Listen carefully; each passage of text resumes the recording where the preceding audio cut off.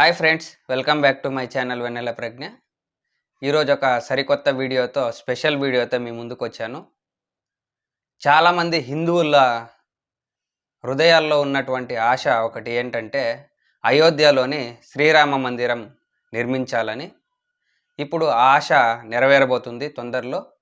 మనకి 2024 జనవరి 22వ తేదీ అక్కడ చాలా ఘనంగా అయోధ్య శ్రీరామ మందిరం అయితే ప్రతిష్టాపనకి రెడీ అయింది.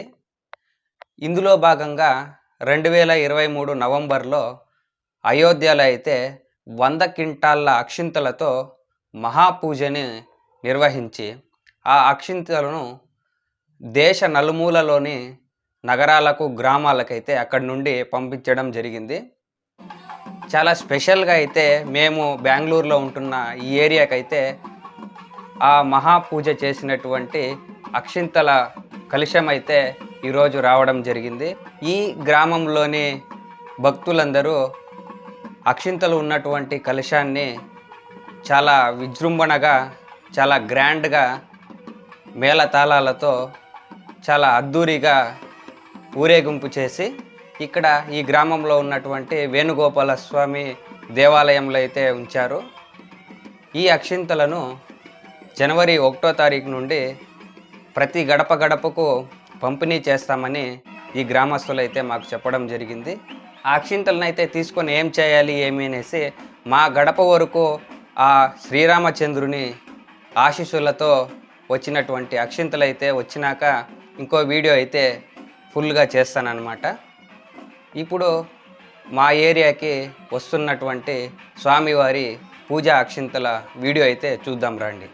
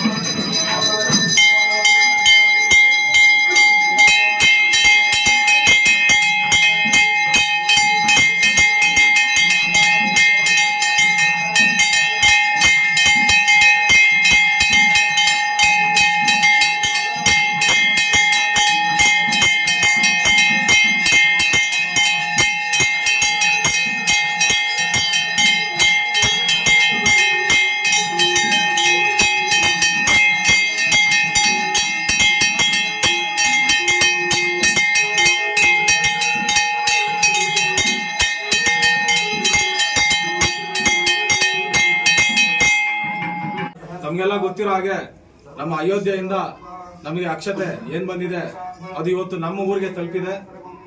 ಈ ಒಂದು ಅಕ್ಷತೆಯನ್ನ 1ನೇ ತಾರೀಕು ಅಂದ್ರೆ ಜನವರಿ 1ನೇ ತಾರೀಕಿನ ಆಚೆಗೆ 15ನೇ ತಾರೀಕು ತನಕ ನಿಮ್ಮ ಮನೆಗಳಿಗೆ ತಲುಪಿಸುವಂತ ಕೆಲಸ ನಮ್ಮೆಲ್ಲ ಕಾರ್ಯಕರ್ತರು ಮಾಡೋದಿದ್ದಾರೆ.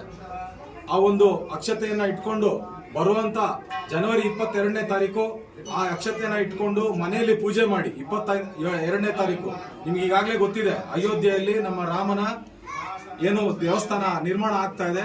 ಅದಕ್ಕಾಗಿ ವಿಶೇಷ ಪೂಜೆಗಳನ್ನ ನಾವೆಲ್ಲ ಹೋಗಿ ಅಲ್ಲಿ ಭಾಗ ಆಗೋದಿಕ್ಕಾಗಲ್ಲ. ಆದ್ರೆ ನಮ್ಗೆ ಅಕ್ಷತೆ ಅಲ್ಲಿಂದ ಬಂದಿದೆ. ಆ ಅಕ್ಷತೆಯನ್ನ ಇಟ್ಕೊಂಡು ನಾವು ಅವತ್ತು 22ನೇ ತಾರೀಕು ನಾವು ಹಬ್ಬದ ವಾತಾವರಣ ಸೃಷ್ಟಿಯನ್ನ ಮಾಡಬೇಕಾಗುತ್ತೆ. ನಮಗೆ ಒಂದು ಪುಣ್ಯ ದಿನ ಅಂತ ಹೇಳೋದಕ್ಕೆ ಇಷ್ಟಪಡ್ತೀನಿ. ಆ 22ನೇ ತಾರೀಕು ನಾವು ನಮಗೆ ಎಲ್ಲಿ ಏನು ಬರುತ್ತೆ ಅಕ್ಷತೆ ಬರುತ್ತೆ, ನಿಮ್ಗೆ ಬಂದು ತಲುಪಿಸ್ತಾರೆ, ಮನೆಗಳಿಗೆ ತಲುಪಿಸ್ತಾರೆ. ಆ ಅಕ್ಷತೆಯನ್ನ ಇನ್ನೂ ಸ್ವಲ್ಪ ಅಕ್ಷತೆಯನ್ನ ಕಲಿಸಿ ದೇವ್ರ ಮುಂದೆ ಅಕ್ಷತೆಯನ್ನ ಕಲಿಸಿ ತಮ್ಮ ತಲೆ ಮೇಲೆ ಹಾಕೊಂಡು ಅವತ್ತಿನ ದಿವಸ ಮನೆಯಲ್ಲಿ ವಿಶೇಷ ಪೂಜೆಯನ್ನ ಮಾಡಿ ರಾಮನ ನೆನೆಸ್ಕೊಂಡು ಅವತ್ತ ವಿಶೇಷವನ್ನ ನಾವು ಪ್ರತಿಯೊಬ್ಬರು ಹಬ್ಬದ ರೀತಿಯಲ್ಲಿ ಅದನ್ನ ಸೃಷ್ಟಿ ಮಾಡಬೇಕು, ಅದನ್ನ ನಾವು ಆಚರಣೆ ಮಾಡ್ಬೇಕಂತ ನಮಗೆ ಏನು ಅಯೋಧ್ಯೆಯಿಂದ ಬಂದಿರುವಂತ ಕರೆಯನ್ನ ನಾವೆಲ್ಲ ಮಾಡ್ತಿದೀವಿ. ಇವತ್ತು ಮನೆಯಲ್ಲಿ ದೀಪ ಬೆಳಗಿಸಿ ಅವತ್ತು ಪೂಜೆಯನ್ನ ಮಾಡಬೇಕು. 5 ದೀಪವನ್ನ ಹಚ್ಬೇಕಾಗತ್ತೆ. ಅದರ ಒಂದು ವಿಶೇಷ ಇದೆ, ಅದನ್ನ ನಾವೆಲ್ಲ ಮಾಡೋಣ ಅಂತ ಹೇಳ್ತಾ ಅಕ್ಷತೆ ಬಂದಾಗ ಹೇಳ್ತೀವಿ. ನಾವು ಮಾಹಿತಿಯನ್ನ ಕೊಡ್ತೀವಿ. ನಿಮಗೆ ಒಂದು ಮಾಹಿತಿಯನ್ನ ಇವಾಗ ಕೊಡ್ತಿದೀವಿ. ತಮ್ಮಲ್ಲಿರುವಂತ ಪ್ರತಿಯೊಬ್ಬರು ಮನೆಯ ಪಕ್ಕದಲ್ಲಿರ್ಬೋದು ಸಾಕಷ್ಟು ಜನರಿಗೆ ನೀವು ಮಾಹಿತಿಯನ್ನ ಕೊಟ್ಟು ಅವತ್ತು ವಿಶೇಷವನ್ನ ತಿಳಿಸಿ ಅವತ್ತಿನ ದಿವಸ ಪೂಜೆ ಮಾಡಬೇಕು.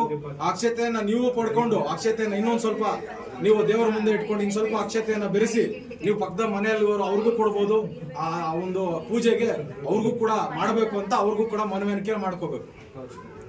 ಜೈ ಶ್ರೀರಾಮ್, ಜೈ ಶ್ರೀರಾಮ್, ಜೈ ಶ್ರೀರಾಮ್, ಜೈ ಶ್ರೀರಾಮ್.